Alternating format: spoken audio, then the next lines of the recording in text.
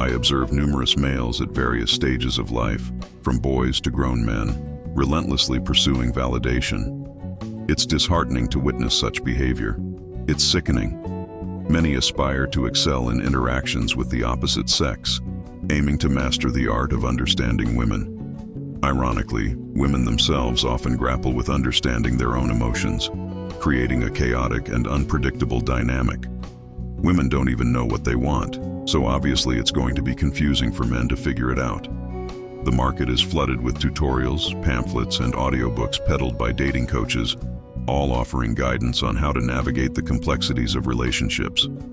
However, beneath the surface, individuals unknowingly elevate women to pedestals, perceiving them as superior. Consider this scenario akin to facing a challenging boss or a formidable character at the end of a video game level. When confronted with an unbeatable adversary, gamers historically sought strategies online or purchased cheat guides to conquer the seemingly insurmountable.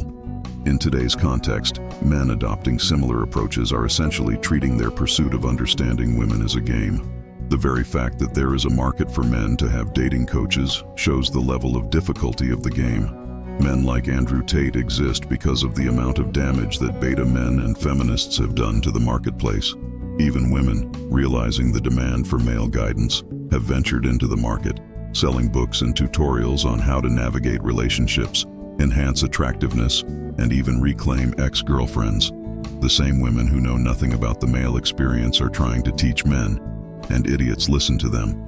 Men can give both men and women advice on dating, because men have to both understand themselves and females in order to attract women. Women do not have to understand men to attract men. They simply have to exist. So unless a man is writing her scripts, 99% of the time her advice will be absolute garbage juice. An old friend of mine, who we are going to call Mike, facing relationship challenges, reached out seeking advice on how to win back his ex-girlfriend. He had invested time, effort, and genuine care into the relationship, yet felt puzzled by her increasing distance. In response, the advice given was clear. She doesn't reciprocate the same level of care, and it's time to move on. Reflecting on another companion's experience from 3 years ago, I shared a similar story of another man who was extremely successful in life, but he was investing heavily in a toxic relationship. Despite going above and beyond to make his ex-partner happy, the relationship unraveled, prompting him to reassess his approach. Realizing the futility of bending over backward to please someone who didn't reciprocate, he made the decision to cut off all communication. The key takeaway from this experience is that when individuals, especially men, cease chasing and giving their all, a shift occurs. The conventional approach of attempting to make a woman the center of one's universe often backfires. Women, consciously or subconsciously, create challenges and drama within relationships, testing men's resolve. Ignoring women, breaking off contact, and refraining from placing them on pedestals may seem counterintuitive, but it's a strategy that yields surprising results. The notion is simple. When men stop trying to make women the focal point of their lives, women become intrigued and begin to chase. Relationships, especially from a female perspective, involve a complex interplay of dynamics. By leaving women alone, avoiding excessive pursuit, and refraining from putting them on pedestals, men can trigger a reversal of roles. Women, naturally wired to desire inclusion, will find themselves drawn to men who don't conform to the traditional pursuit. Mike's query on winning back his girlfriend is met with a straightforward prescription: cease contact and cut off all ties.